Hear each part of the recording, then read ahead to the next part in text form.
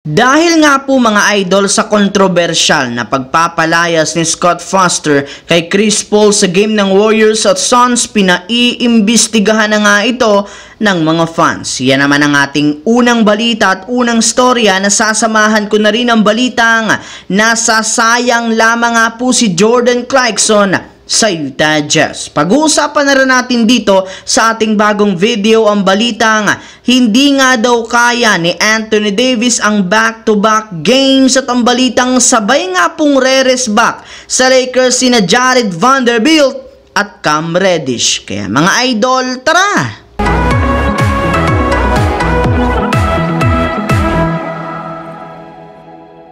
Ang videong ito mga idol ay hatid sa inyo ng Aurora Game, isang play-to-earn mobile app na kung saan pwede kang kumita habang nag-e-enjoy ka. Maraming mga games dito mga idol gaya ng Color Game na alam kong siguradong mananalo kayo. Dragon versus Tiger na simple lang pipili ka lang kung Dragon ba o Tiger ang mananalo. Meron ding Toss a Coin na alam kong alam nyo na at marami pang iba. Sobrang dali lang mag-register, gamit lang ang iyong mobile number, hintayin ang verification code at gumawa ng password. Madali lang din mag-cash in at pag panalo, cash out agad gamit ang iyong GCash account. Kaya ano pang hinihintay nyo mga idol?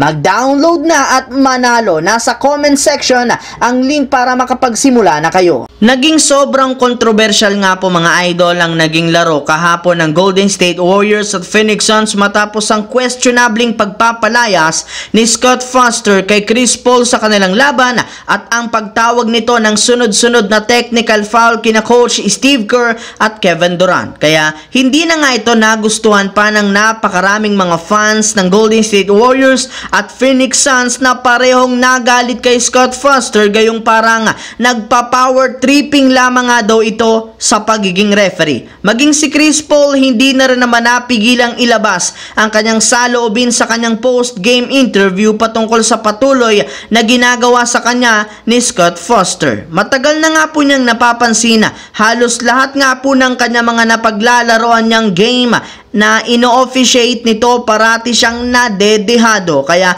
binulgar na nga po ni Chris Paul na meron talagang personal na problema sa kanya noon pa si Scott Foster at binabawian nga siya nito sa kanilang mga laro. Kaya dyan pa lang kailangan na nga talagang imbestigahan ng NBA upang matigil na ang ginagawa nito sa kanya at sa iba pang mga NBA players. Habang dumiretso naman tayo sa ating pangalawang storya sa balitang nasasayang lamang nga po ang talento ni Jordan Clarkson sa Utah Jazz. Sa kabila nga po mga idol ng pag-a-average ng ating kababayan na si Jordan Clarkson sa Utah Jazz ng 29.6 points, 3.6 rebounds na may kasamang 4.4 assists per game na merong 39% sa 3-point line ay hindi pa rin naman nga ito nagiging sapat upang mabuhat niya ang Utah Jazz. Sa katunayan, matapos nga silang matalo sa kanilang huling laban sa Portland Trail Blazers, bumagsak na nga po sa 4 wins, 11 losses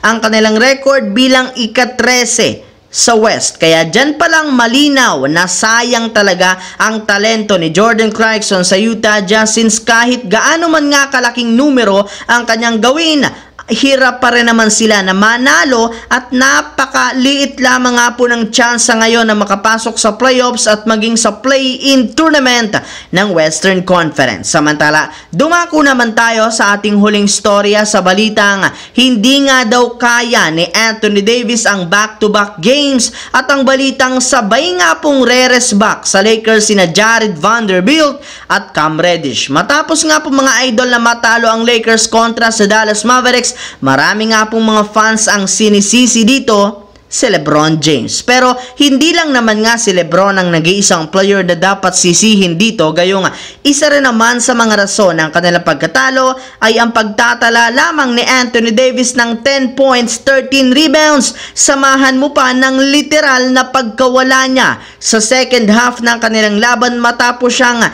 hindi dito makapag-score. Kaya dahil nga po sa naging performance na ito ni Anthony Davis, may ilang mga fans ang nakakapansin na hindi talaga kaya nito na maglaro ng back-to-back games gayong humihina o lumalamya ang laro nito sa pangalawang game ng kanilang back-to-back. Yes mga idol, ilang beses na nga itong nangyari kay Anthony Davis na hindi talaga ikinatuwa ng mga Lakers fans. Pero kahit man nga natalo ang Lakers, nananatili pa rin naman sila sa ikapitong pwesto sa West na may hawak na 9 wins, 7 losses. At magkakaroon pa nga sila ng 2 araw na pahinga bago ang kanilang next game sa Cleveland Cavaliers, kung saan malaki ang posibilidad na sabay ditong rumesback ang kanilang 2 defensive player na sina Cam Reddish at Jared Vanderbilt na parehong nagtamo ng injury sa kanilang katawan. Kaya isang magandang balita ngayon para sa kanilang kupunan, since may pagkakataon na sila na makabawi at mapalakas ang kanilang lineup. So that's it mga idol, ang ating bagong video ngayon. Once again, this is your J-Zone TV. Huwag kalimutang mag-like at syempre mag-subscribe na rin. Pindutin ang notification bell sa akin channel para lagi kayo maging updated sa mga videos at syempre laging maging updated na rin sa mga nangyayari sa NBA. Maraming salamat mga idol.